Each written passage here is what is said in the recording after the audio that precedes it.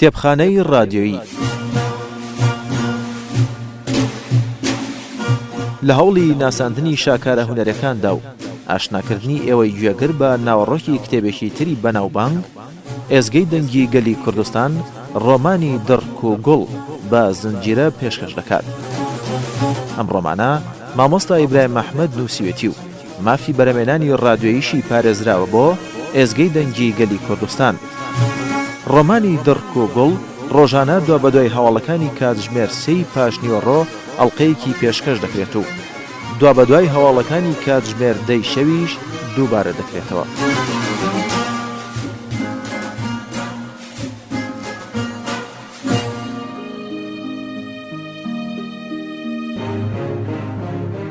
گوڵناس بە درێژایی کات چاوی بڕی بووە دەرگای کراوەی دیوەخانەکە بەبێ ئەوەی هیچ شتێکی تایبەتی ببینێ. لە پڕڕاپەڕی و لە بەرخۆیەوتی ئەی ژیان بەخوا شتێکی باشە، ئێستا زۆرا بگەڕێتەوە ئەم پەڵە خوێنانە ببینێ، بەڕاستی بە زمان خۆشە بێ. ئاڵەی کوێر بووم، چۆن نەهاتنە بەرچاوم. هەستا و بە پەلا ئەو پەڵانەی سڕی و چاوێکیشی بەکون و قوشبنی داڵانەکەدا جێڕا، یەک دوو پەڵەی کەشی دۆزیەوە. هەرچەندە هێشتا ڕۆشنایی ئەوەندە مابوو کە بەبێ چرا بتوانێت داڵانەکە بپشکنێ، بەڵام بۆ دڵنیایی چراکەی هەڵکرد و دیسانەوە بە خاولی و ئاو و سابوون کەوتەوە سڕینی پەڵە خوێنەکانی گەڕان بۆ هیتر. هەیناو جەرگی گەورەکانتان بە هەناری داتەکاو بێ. دوو ژن داوا بکە کوڕەکانیان بەردرێن، ئەم کوشتارەی پێ ئەوێ هەر ئێستا بڵاویەکەنەوە کەوا خەڵکەکە لە پێشە ئەوانیان داوەتە بەربەرد. جاگریمان وابوو ئەبێ چونکە دوو ئافرەت و چەند مناڵێک بەردی تێگرتوون ئەوان ئەم خەڵکە بدەنە بەر شەستیر. گەر خۆشەویستی و نیشتیمان پەروەری و جانی مرۆڤایەتی پێگەیاندن وانە بێ چۆنە بێ. دەک هەڵی پێچی ئەم دەستگا و دووکانە.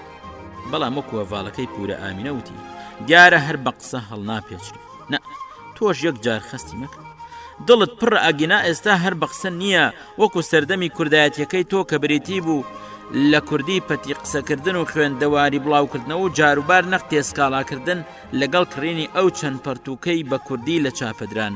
نا ئەو ساشەروانە بوو، ئەوە کوردایەتی ئێمەمانان بوو. ئەگینا لە یەکادا زەنگی دەرگاکە و لێدەرەکەشی خرانەکار.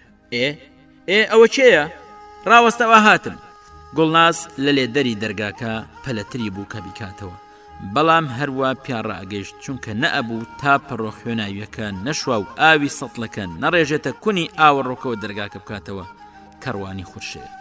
دوا کەوتنەکەشی کەوتەوە بیر هەتا توانی هەردوو دەستی بەرز کردەوە بیدا بە سەریا، بەڵام زریکەی تاسا و وای باوکە مردم و خۆ هاویشتنە ژوورەوەی لەگەڵ تەوەژمی ئەو ترس و ئازارەی بە باوەش لە چاوەڕەشەکانی هەڵەقڵا گوڵنازیان لای لاشیپانی دەرگاکەوە کرد بەجلی هەڵواسراوە.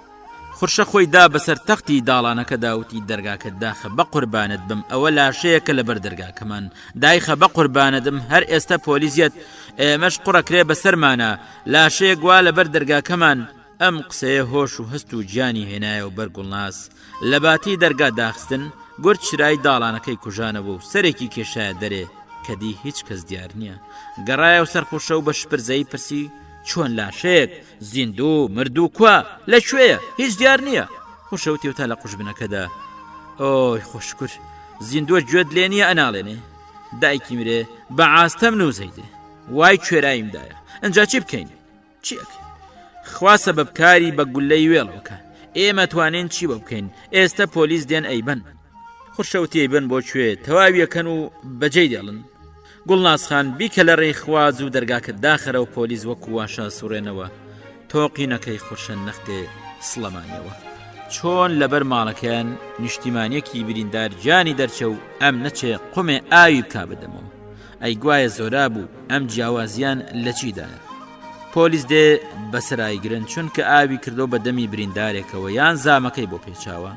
کەواتە حکومت ئەوێ ڕێگەی بەزەی و هەستی مرۆڤایەتیش لەم خەڵکە بگرێ و ئەبێ ئیتر هەموو کەس بچێتە پێستی گورگ و بەرازەوە دەگدا ئەو شێوەی ئەمە قوبوڵەکە. وتی وەرە کچە وەرە با چارێکی بکەین، خۆی شەڵا هەروە بە دیاریەوە ڕاناوەستین شیوەنی بۆ بکەین. تۆ زوو بچۆ پەرداخی ئاو بێنە، دەیچیتەوە کشێ بۆ ناجوڵێتەوە، زووکە زووبانەیەم بەتیتە ڕاتکێشم هەستە دەی درەنگە.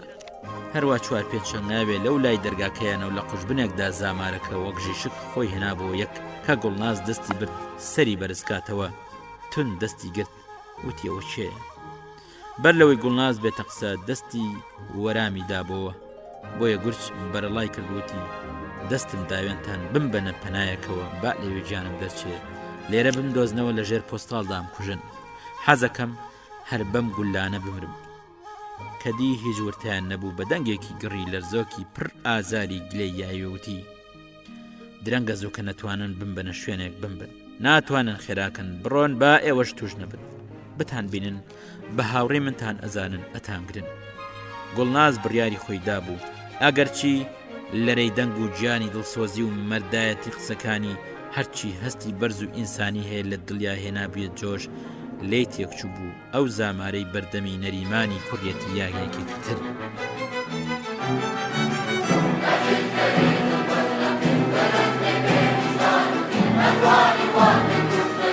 خۆشەویستان بۆ بەدەستێنانی ئەم بەرهەمە سەردانی کەناڵی کتێبخانەی دەنگی خەزان بکەن لە تێلیگرام لینکی کەناڵ لە دیسکریپشن و یەکەم کۆمنت دانراوە.